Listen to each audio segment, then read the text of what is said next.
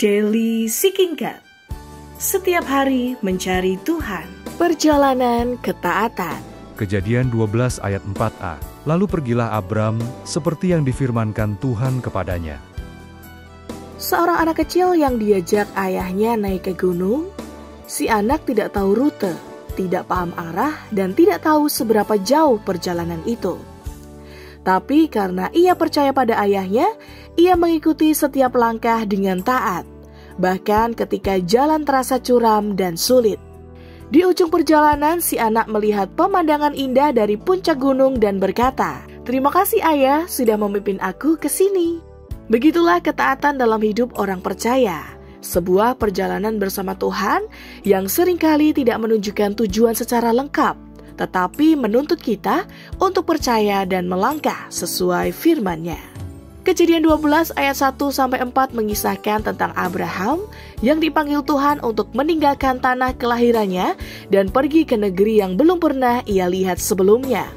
Tanpa peta, tanpa GPS, hanya berdasarkan firman Tuhan, Abraham melangkah. Dan karena ketaatannya, ia menjadi bapa orang beriman dan menerima janji yang besar. Ketaatan bukanlah sekedar melakukan perintah ketika semuanya masuk akal. Ketaatan sejati diuji ketika kita tidak tahu semua jawabannya dan tidak mengerti alasan di balik perintah Tuhan.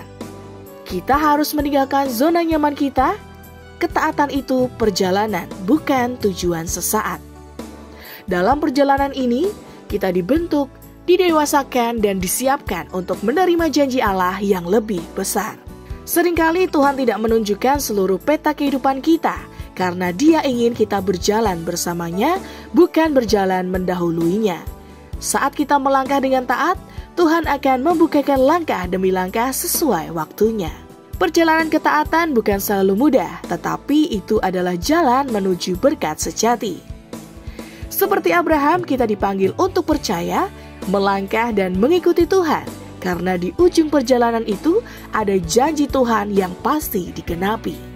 Yang menjadi perenungan adalah, apakah kamu sedang berada di titik di mana Tuhan meminta kamu melangkah tanpa penjelasan lengkap?